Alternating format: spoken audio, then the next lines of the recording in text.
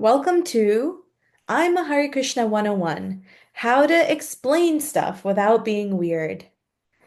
So, you might be wondering why we're recording this, but as a second generation Hare Krishna, I've spent a good number of years trying to figure out how I can make sense of our tradition, philosophy, values, practices in a way that genuinely relates to me, makes sense to me, and also figure out language of how I can share this with others with whom I've grown up in this country with. And so we thought we would put together a little presentation to just share our thoughts. By no means is this the only way to explain our philosophy. It's not the right way. It's just one way that we found is helpful for us. So the way we'll go through this is there'll be a series of questions that might be commonly asked and just our thoughts on how you might consider answering them or how we found is helpful to answer them. So let's get going. So, what are you guys all about? For this question, we might start with something like, have you heard of yoga? Well, yoga actually comes from a Sanskrit word, yuj, and it means to connect. So, what's the real purpose of yoga? Different people might have different takes on it, but true practitioners of yoga will tell you that the purpose of yoga is not just to have a perfect body or to perform a relaxing exercise. In fact, it's just the opposite. The purpose of yoga is actually to connect to the part of oneself that is spiritual, something made of things not of this world. Others may even say that the purpose of yoga is to connect to some sort of higher power or divinity, and some will even say God. Yoga is really way more than just crazy poses. It's really complicated. In fact, the type of yoga that we generally see in our everyday life is really only one section of yoga itself. There's way more to it. And so we, as Hare Krishnas, actually practice something called Gaudiya Vaishnavism, which is one branch of Hinduism. And we are also known for our practice of yoga, but a very specific type of yoga, not one that is often seen stereotypically, but a practice called bhakti yoga. Bhakti means devotion, so translated, this means the yoga of devotion. So the means with which we are trying to connect to that spirit within us and that higher energy is through love, devotion, and service. We'll get more into that. Wait, Gaudiya Vaishnavas. So are you Hindus then? We are Hindus. Like I said, we're a branch of Hinduism. And this answer is complicated because, similar to Christianity, there is a wide variety of practices and philosophical differences amongst Hindus. A lot of times, followers of the Hindu faith are lumped together in one large group. Like if you were learning about Hinduism in eighth grade social studies, you learn these generic beliefs and rituals that quote unquote Hindus do, but that could not be farther from the truth. There's a lot of variety and diversity within the Hindu faith itself. The term Hinduism was coined actually by people from the Persian and Greek culture. When they came to the Indus River, they claimed that whoever lived across that river should be called Hindus. That term began to be more commonly adopted. So while modern culture often coins Hinduism as one of the world's major religions, in reality, Hinduism is so much more than one single belief system. So really, those who follow Hinduism are those that claim to follow the guidelines and philosophy of the Vedas, a vast body of scriptures. The Vedas are an extremely vast literature. In fact, if you were to dedicate your entire life to studying every part of the Vedas, you wouldn't even be able to read the entire text in your lifetime, what to speak of study it and learn it. The Vedas offer, in essence, a variety of different paths, gods, guidance, and practices for its followers to practice. There's really something for everyone to feel connected to in these texts. And so people interpret the Vedas differently. Some interpret the Vedas in such a way to believe in a higher power with no form, simply an effulgence. Yet others interpret the Vedas to believe in many gods with different types of forms. And some believe in equal worship of all gods. Lots of different combinations that seem to work for people according to, who they are, their personal nature and their circumstances. So one group of followers named the Vaishnavas, which we are, interpret the Vedas in such a way to believe that the ultimate goal of life is to worship and develop a relationship in service with Vishnu. So wait, but you said Gaudiya Vaishnavas. So who are you exactly? Great question. So of the Vaishnavas, there are four branches.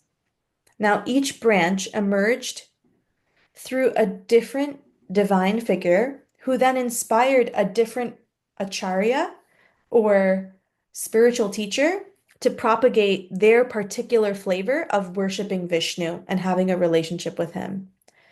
So, for example, the four Kumaras, this lineage is called the Kumara Sampradaya, and their main acharya or guru was Nimbarka Acharya. The lineage that emerged through Lord Shiva is called the Shiva Sampradaya, and their main acharya is known to be either Vishnu Swami or Vallabhacharya also. The Sampradaya or lineage that came through Lakshmi Devi, their main acharya is known as Ramanujacharya. And last but not least, the lineage that emerged from Lord Brahma, the Brahma Sampradaya, their main acharya was Madhva Acharya. So we are in this line, the Sampradaya or the lineage that came through Madhva.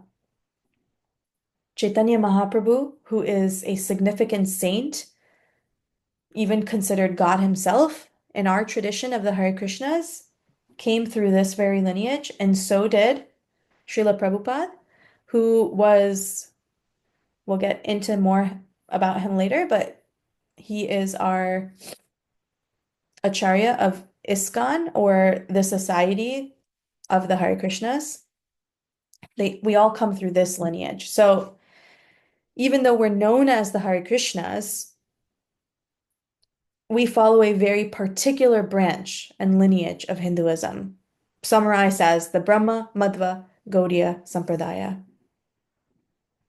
And again, just to summarize, the saints and the scholars in this tradition, when they studied the Vedas and some of the main texts of the Vedas, known as the Bhagavad Gita and the Srimad Bhagavatam, they came to the conclusion, based on their analysis, that there is only one God, and ultimately, Krishna is that God.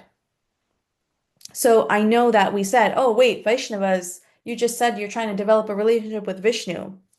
Yes, true, but in this lineage, based off of the teachers and the saints and their studies, the way of developing a relationship with Vishnu is actually by practicing bhakti yoga, or connecting to God through devotion to the ultimate personality of Godhead, Sri Krishna.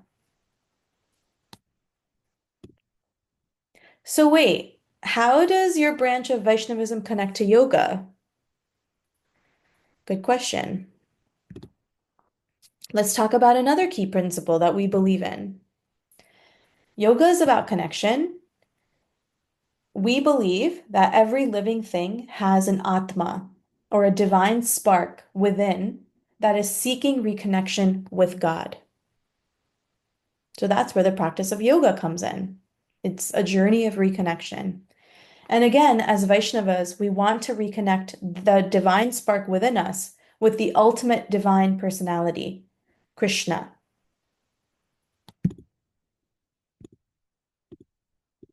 So, circling back to Bhakti Yoga, Bhakti means devotion, Yoga means yuj, which means to connect.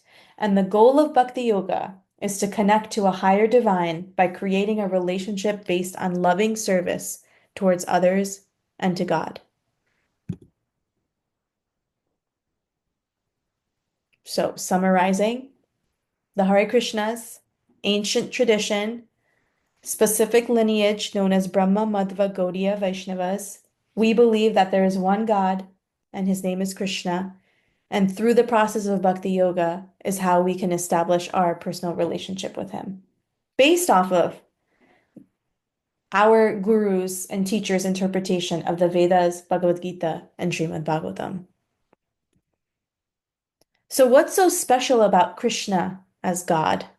Because many Hindus believe in Krishna, they honor him, but some believe him to be a mythical character or just a great personality or simply one of the Hindu gods to be honored. But we as Vaishnavas consider Krishna to be the source of all gods, the God, God with a capital G. And so, what's so special about him? Well, for one, he's a person. He's not an effulgence. He's a real person, just like you and I.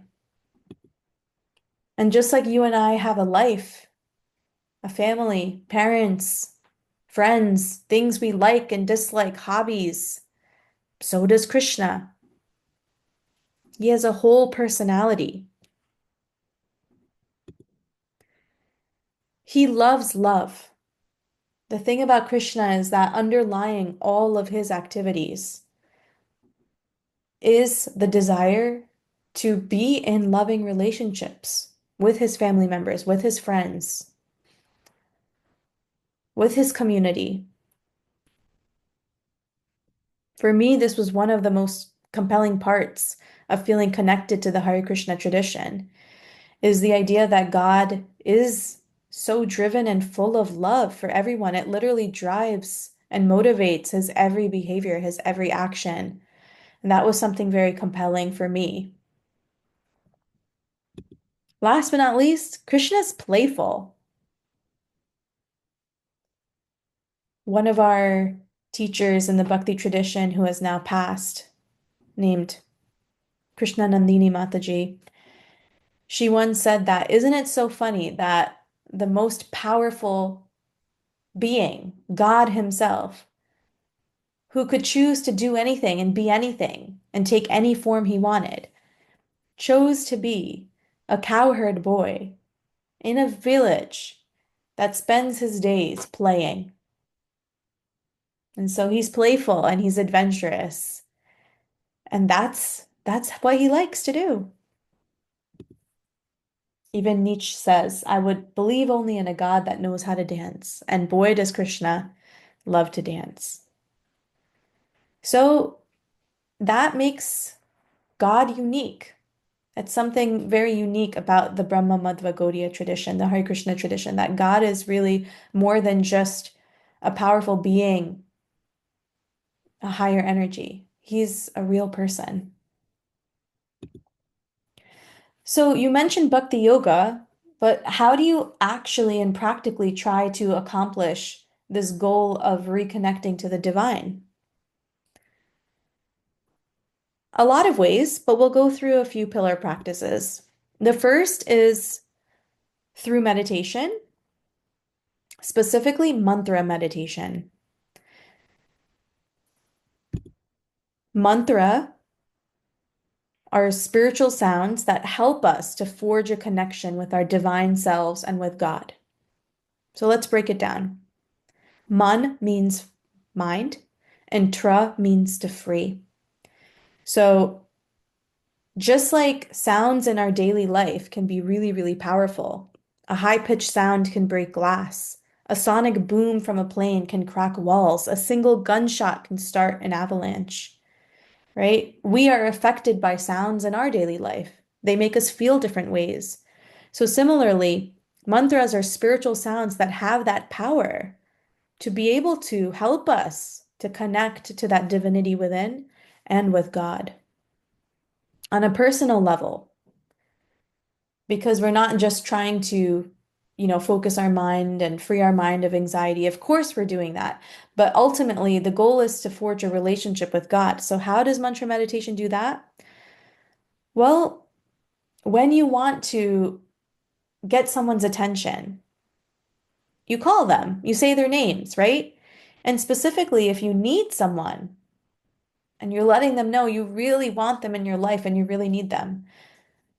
For example, those of you who have experience with little kids, especially parents, your kids might be calling you, Mama, Mama, Mama, Mama. I know for me, I generally might ignore a lot of those mamas, but there is a tone and a pitch and an emotion and a certain way that when my kids call my name, I know I have to drop everything and, respond to them. And so similarly for us, mantra meditation is not a neutral practice. There's an emotion behind it. There's a prayer behind it. And that's what makes it part of bhakti yoga. So if this meditation is personal, why do you guys sing and dance in the streets? What's that all about? I've seen you guys places. That's also a great question. And that brings us to another really important part of our tradition. Chaitanya Mahaprabhu. So our branch of Vaishnavism and Hinduism believes that this saint, Chaitanya Mahaprabhu, was not just a saint, but God himself, who descended as a saint to address the corruption and inequity of the caste system at the time. So, at the time in India, people followed the caste system, which is very loosely a system that was originally intended to help people find and feel valued in terms of their contribution to society. So, if you were naturally a very good and deep thinker, you might be a Brahmana, someone meant to guide and advise society. If you were really good with money, right, and running businesses, maybe you would contribute equally as a Vaishya. And so the system was actually meant that every person, depending on who you are and what your nature is, would be equally valued. However, over time, the system became corrupted, and there were certain people in the system that considered themselves to be superior, like the Brahmanas. Then the other parts of the caste system. So people began to be mistreated, and specifically, the practice of mantra meditation became inaccessible. Certain people were actually not allowed to worship God, to forge a relationship with God. And so Chaitanya Mahaprabhu actually descended, or we believe that he descended to address this inequity. How did he do that? Well, he established the practice of Sankirtan. So, Kirtan is mantra meditation in musical form, and Sankirtan is taking that mantra meditation in musical form to the streets.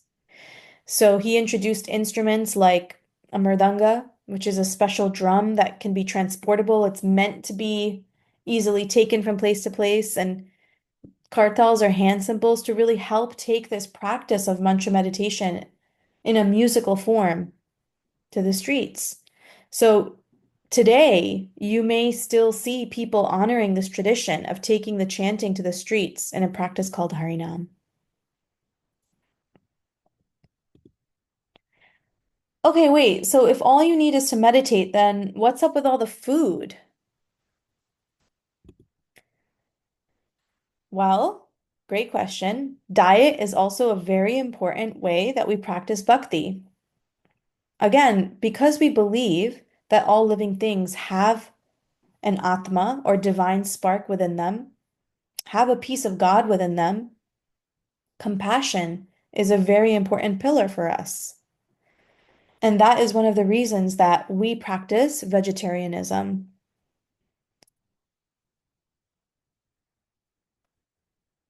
That doesn't mean that we don't eat well. We also try to offer our food to God before we honor it ourselves. Again, as an act of service and love, one of the best ways to show someone you care about them and love them is to share a meal with them, right? To share food with them. So, similarly, because we're trying to forge a relationship with God, we also like to share our food, and therefore we offer it. And food that has been offered is referred to as prasad. And so when we receive it, we try to eat it with a mood of gratitude for having the food and being able to share it in service with God and others. So you don't eat meat. That sounds really tough. Are there other things you're also restricted from doing? Yes, technically there are, but really, rather than restriction, I like to see it as the opportunity to practice discipline. Discipline is universally known as a necessary ingredient to success in life. The most successful celebrities, athletes, they live highly disciplined lives. They get up early in the morning, they have strict exercise schedules, they follow strict diets. All of these things are conscious efforts and choices so they can achieve their goals. And having a spiritual path is no different. So, by following certain rules and restrictions, it can actually help to develop this muscle of discipline that can actually support us in all areas of our life. Discipline also fosters groundedness and focus. So, if any of you like bowling, I have attempted to bowl without the guardrails, but I can tell you that I'm really not very successful. Like most of the time, my ball ends up sliding into the gutter. But when I put those guardrails up, I have so much more of a chance to get my ball to hit the pins. Can you bowl without guardrails? Absolutely. And the more practice and the more effort that you put into, you'll probably get better at it. But again, having certain guardrails and having certain rules and restrictions that we follow are like these guardrails on the bowling alley track. They can help it just make it easier to achieve our goals in life, especially our spiritual ones. So we choose certain restrictions, but it's not really about, again, following rules and restrictions, but about developing certain values. So going back to not eating meat, right? It's a choice to practice compassion. If you were an all-powerful king in a country, you could choose to do anything that you wanted, right? With the lives that were under you. But the compassionate choice would be to make rules and laws that would allow people to live, right? As peacefully and happily as they can. And so just because we as humans have more power than animals, it doesn't mean that we can or should exert our power by eating them because we don't really need them to survive. So again, it's more about the principle of compassion than following a rule. We also believe in not engaging in gambling, but that's actually meant as a practice to help develop the value of truthfulness and really leaning and being dependent on the divine. We don't do drugs or drink alcohol, but that helps us to foster the value of not avoiding problems, right? Getting to the root of an issue rather than taking a unhealthy coping mechanism that could have serious consequences potentially. So, really, restriction for us are choices to practice compassion, tolerance, cleanliness, austerity, all these things that can help our long-term health and happiness.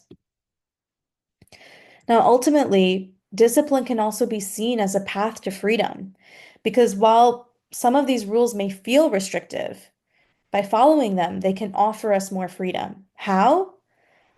They can offer us a life where we control how we live, rather than be controlled by the desires of this world or the consequences that happen when we use substances or things of this world that may end up controlling us rather than us having the freedom and clarity to live life the way that we really want to. Makes sense, but I'm still confused about a few things. Why do you dress the way that you do? Is that chalk on your head? So yes, Hare Krishnas might be known for the symbol or what we call tilak on our foreheads. Very simple definition, really. Externally, the mark on our forehead can identify a spiritual practitioner of a specific lineage. Like we have identification of different types, maybe of our culture, our country, our family, our primary ID, a driver's license, right? We have different ways that document our identification. Tilak is our spiritual identification. It tells us what lineage or what branch of Hinduism we're part of. So when we see other people wearing tilak, the hope is that they remind us that, oh, yes, we are part of this spiritual lineage where we believe that there's a piece of divinity within you. Krishna resides within you. And so let's treat each other and honor each other in that way. And internally, right? Just like we see different buildings marked with different signs or symbols to help us tell that this is a school or this is a post office. Again, it helps to remind us that our body is also a temple. And so we should treat it that way, right?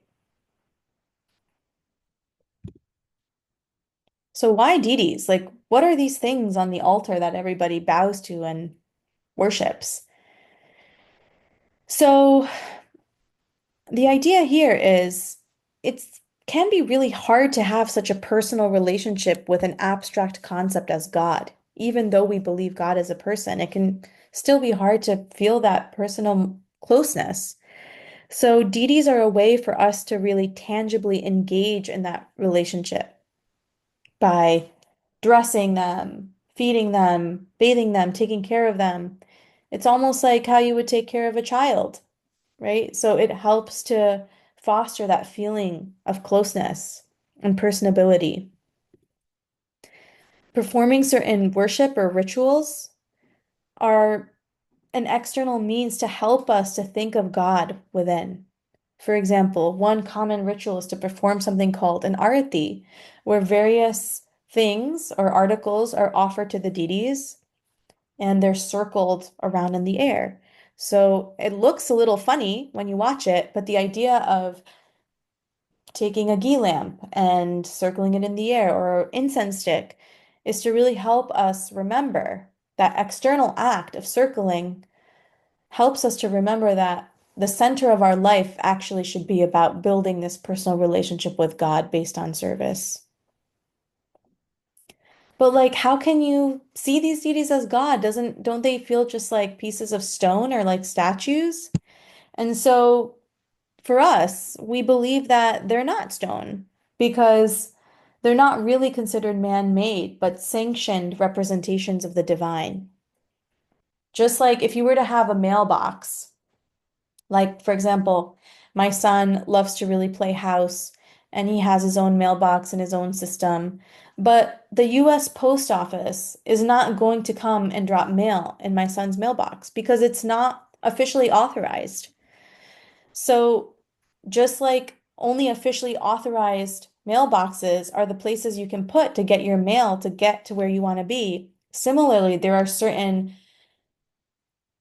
rituals that are performed with the deities to officially authorize or sanction them as representations of the divine so that our worship can reach the divine himself.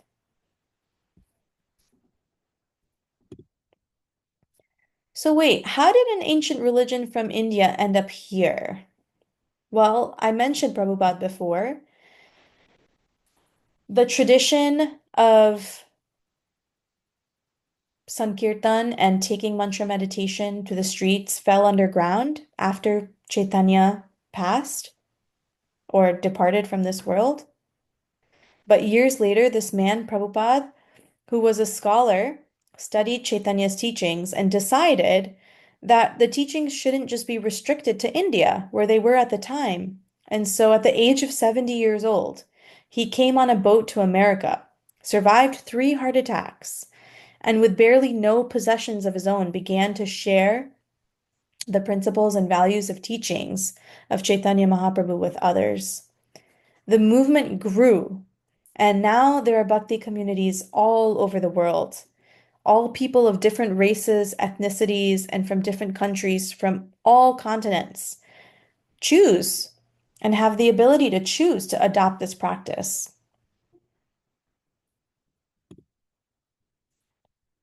So, why do you choose your religion? What does it mean to you in your life? Well, this is a personal question, and the answer will be different for everybody. And if you're listening to this, I encourage you to think of your own answer. But for me, firstly, I love that the Bhakti tradition honors diversity and inclusivity. All people are welcome, and we see examples of this in the scripture of how God relates and has relationships with living people and even animals of all types from all backgrounds and places. There really is a place for every single person in this tradition to be able to have a relationship with God if they want to do so. And I really love that spirit. I also love that this path is based on love and figuring out how to really love one another, and that the scriptures offer us so much guidance and interesting food for thought in terms of how we can actually have loving relationships with one another. Because in real life, love is complicated, it's not easy. And so to have a tradition full of relationships where we can try to understand more how to do this in our lives as real people, having real relationships. I really appreciate that. I love the community and the fact that since this is a relationship and personal based tradition, that the idea to have a deeper relationship and friendship with others is valued. And last but not least, I personally have found that leaning on God as a friend, as a close friend, as someone who cares about me as a person, has given me strength that I have in my life to help me cope with all the ups and downs. And so, for all these reasons and more, I choose to be a Hare Krishna, and I love it. So, thank you for listening, and I hope this helps. Hare Krishna.